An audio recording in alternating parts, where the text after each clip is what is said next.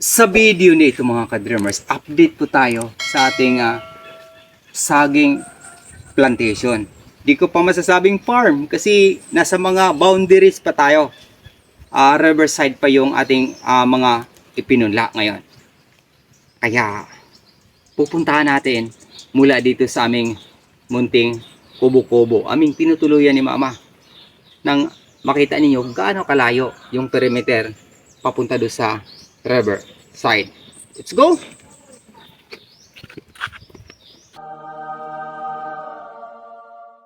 Sa area na ito mga ka-dreamers, ito na yung second elevation mula doon sa riverside ng aming lupain. Ito na yung kapatagan, second elevation. Then, yung third elevation, ayan na, kapatagan. Mga ilang dipa lang naman yung akitin natin. Tapos makikita natin uli yung kapatagan.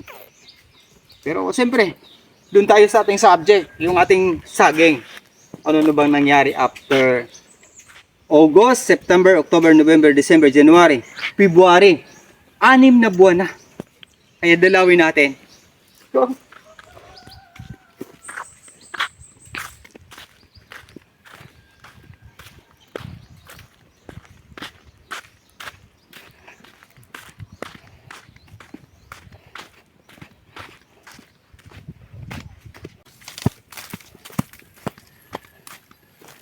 riverside na kasi ayan na yung ating ilog. Tapos ito na yung ating mga saging na ipunla. Kauna-unahang ipinunla natin 22 na puno ng saging. Pero teka kasi pananatanaw ko na yung pag-asa, yung tamis ng ating pagsusumikap dahil sa may bunga na. Alamin natin. Tara.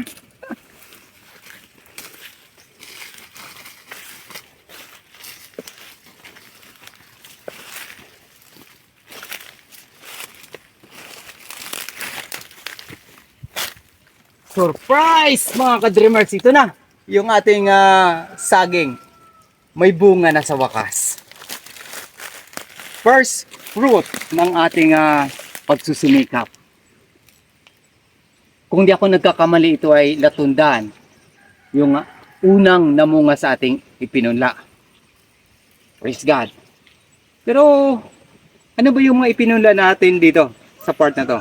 Review lang natin sa mga hindi nakapapanood sa ating mga videos ay ang ipinunla namin dito sa area na ito ay saging, tapos ito yung niyog 39 na puno ng niyog, isang hilera na to, tapos meron tayo isang hilera din papunta doon na 39, so total of 78 na puno ng niyog.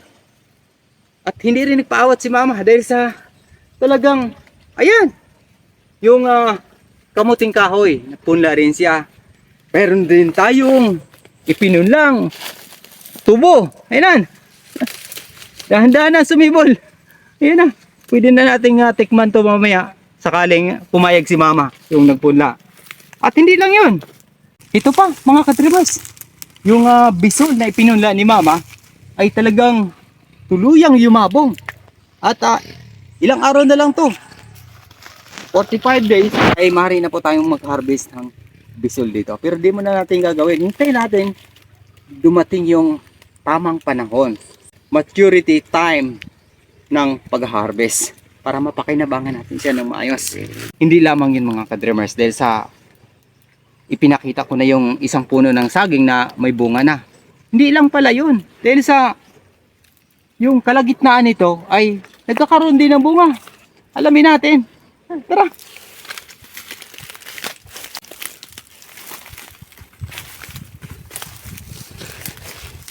Ito na mga ka-dreamers yung pangalawang puno ng ating saging na bagong punla na mumunga na din. Ito na. Latundan uli. So ang bilis pala mamunga ng latundan. Kaya doon sa Cardaba, Morado Green, Morado Red. At isa pa, yung isang variety ng saging ano bang pangalan noon? Abangan niyo po sa susunod na video dahil sa ipapakita ko sa inyo yung isang napakagandang variety po ng saging maliban dun sa 4 na variety. Kaya bagong punla yung gagawin natin doon.